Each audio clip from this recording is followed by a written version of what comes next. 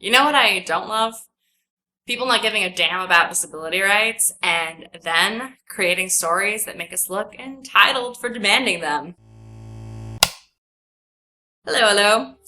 So on December 4th, 2016, the show 60 Minutes released a segment called Drive-By Lawsuits. I'll leave links below for you to check it out for yourself in the description. So a drive-by lawsuit is when a lawyer or a disabled person notices ADA violations outside a business and files a suit. ADA is short for the Americans with Disabilities Act. It's a civil rights law that prohibits discrimination against individuals with disabilities in all areas of public life, including jobs, schools, transportation, and all public and private places that are open to the general public. For an example of the tone this story takes, you actually need look no further than their own tweet. Are people taking advantage of the Americans with Disabilities Act to make money? Better question, are businesses still in violation of the ADA 26 years after it was signed into law? Discriminating against and oppressing people with disabilities, deserving of every lawsuit till they stop breaking the law? Unlike things like food health inspections, there is no active monitoring of ADA. Therefore, it is often primarily done through complaints. There's a huge misconception that just because the laws are in place, that the laws are obeyed. And that is not the case at all. Just like with food safety, buildings need to be up to code.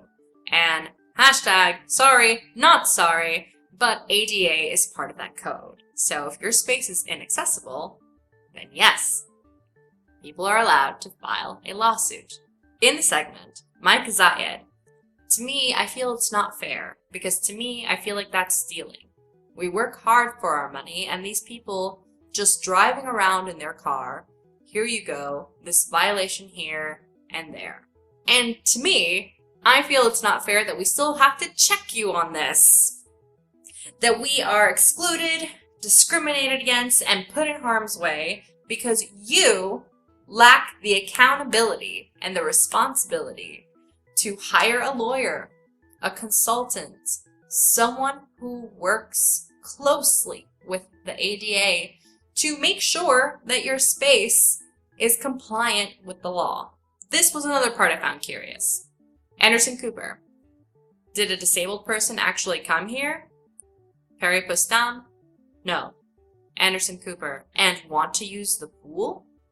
Perry Postam. At no point in time we ever had a customer on the property that requested it or that was even in a room that requested it.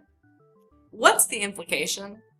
That just because it's never been requested, it shouldn't be there, even though it's the law? It's exhausting to have to self-advocate, especially because it's often met with indifference or false affirmations of rectification.